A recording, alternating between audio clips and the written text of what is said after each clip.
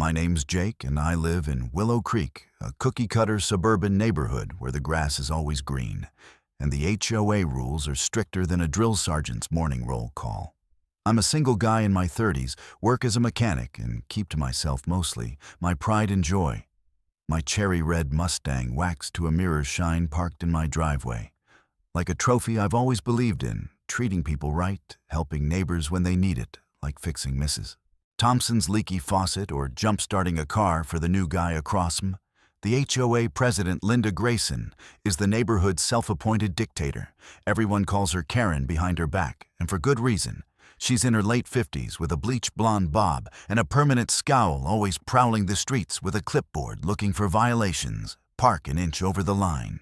You'll get a fine lawn, not mowed by 8 a.m. Saturday. Expect a nasty letter. She's the kind of person who'd measure your grass blades with a ruler if she could. I've had my run-ins with her before, but I always kept the peace, live and let live, you know.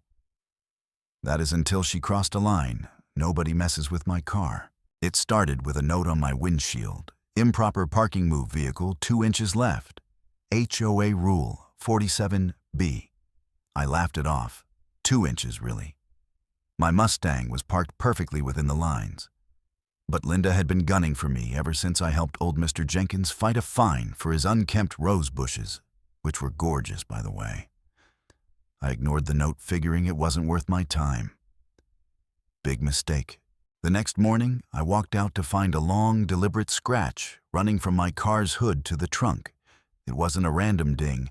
It was deep, malicious, like someone had dragged a key with intent. My heart sank. That car wasn't just metal and wheels. It was years of saving late nights in the garage and memories of cruising with my dad before he passed. I was livid. I checked my security camera footage, and there she was. Linda sneaking up to my driveway at 2 a.m., looking over her shoulder like a cartoon villain, key in hand. She scratched my car, smirked, and scurried off. I couldn't believe it. This wasn't just petty, it was criminal. I marched to her house footage on my phone, ready to confront her. "Oh, that's your car," she said, feigning surprise when I showed her the video. "Must have been an accident. I was just inspecting the street for violations." Her smug grin made my blood boil. She knew I had her dead to rights. But she also knew the HOA board was her personal fan club. I reported it to the police. But without witnesses, they couldn't do much. Linda's husband, a lawyer, made sure of that. Over the next week, she doubled down. More notes on my car, complaints about my mailbox being too shiny, even a fine for excessive tire shine. The woman was unhinged. Neighbors whispered about her reign of terror, how she'd fined a single mom for her kids' chalk drawings or bullied the Petersons into moving. But nobody stood up to her. The fear of her wrath kept the whole street in check. I tried reasoning with her, appealing to her sense of decency, if she had one. "Linda, this is my dad's car. It means something to me." Her response: "Maybe you should have thought of that before breaking the rules." That's when I realized this wasn't about parking or HOA bylaws. It was personal. She hated that I didn't bow to her like everyone else. I was done playing nice. If Linda wanted a war, she'd get one, just not the kind she expected. I'm a mechanic, not a mastermind. But I've got a knack for fixing things and breaking them if need be. I wasn't about to stoop to her level with vandalism or violence. No, my revenge had to be clever, public and undeniable, something that had hit her where it hurt her pride. I remembered a buddy of mine, Tom, who worked in home security. He'd rigged up motion sensor sprinklers for a client to scare off raccoons. I thought, what if I tweaked that idea? With paint. Not just any paint, washable, non-toxic spray paint, the kind used for temporary road markings. Bright red, impossible to miss, and easy to clean up. Perfect. I spent a week planning. I bought 2 motion sensor sprayers online, the kind used for prank setups, and rigged them to my driveway, hidden behind some shrubs. I wired them to spray a fine mist of red paint if anyone got within 3 feet of my car after dark. I also printed a big bold sign, "Caught red-handed, stop vandalism." The sign would light up with a battery-powered spotlight, and the second the sensors tripped. To top it off, I upgraded my security camera to record in HD with night vision. If Linda tried anything, she'd be the star of her own humiliation show.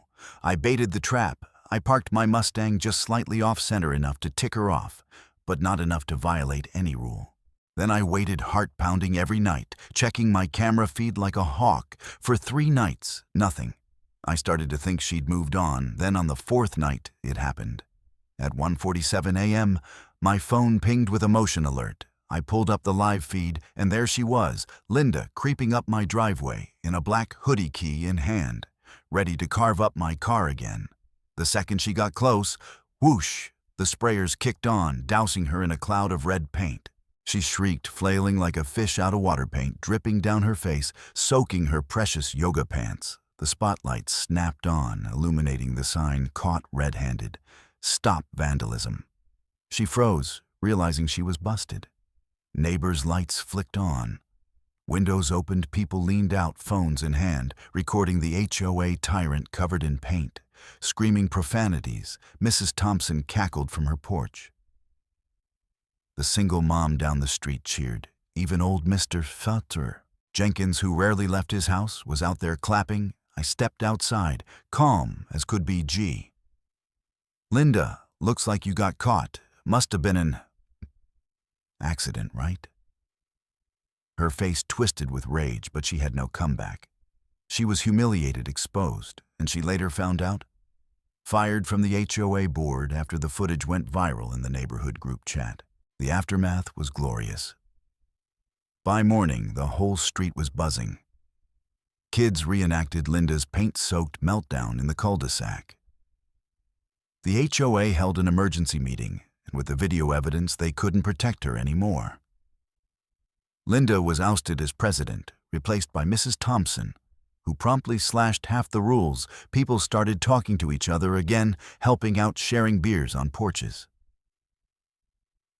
The neighborhood felt alive for the first time in years. Linda tried to save face, claiming it was a misunderstanding, but nobody bought it. Her husband's lawyering couldn't spin this one. Last I heard, she was taking mental health leave and avoiding eye contact with everyone. I got my car repainted, and the shop gave me a discount after seeing the video. "Dude, you're a legend." The guy said. I just shrugged. Legends don't scratch cars, they fix things. The real win wasn't the paint or the viral video.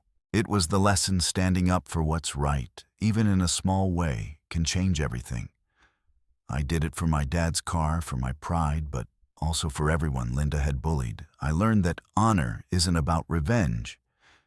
It's about doing what's right when nobody else will. And the neighbors, they learned they didn't have to live in fear. Mrs. Thompson sent me a thank you pie. Mr. Jenkins gave me his prized roses, and that single mom, her kid drew a chalk Mustang on my driveway. I didn't wash it off. As for Linda, she'll think twice before picking up a key again. And if she doesn't, well, I've still got those sprayers. Next time, I'm thinking glitter the end.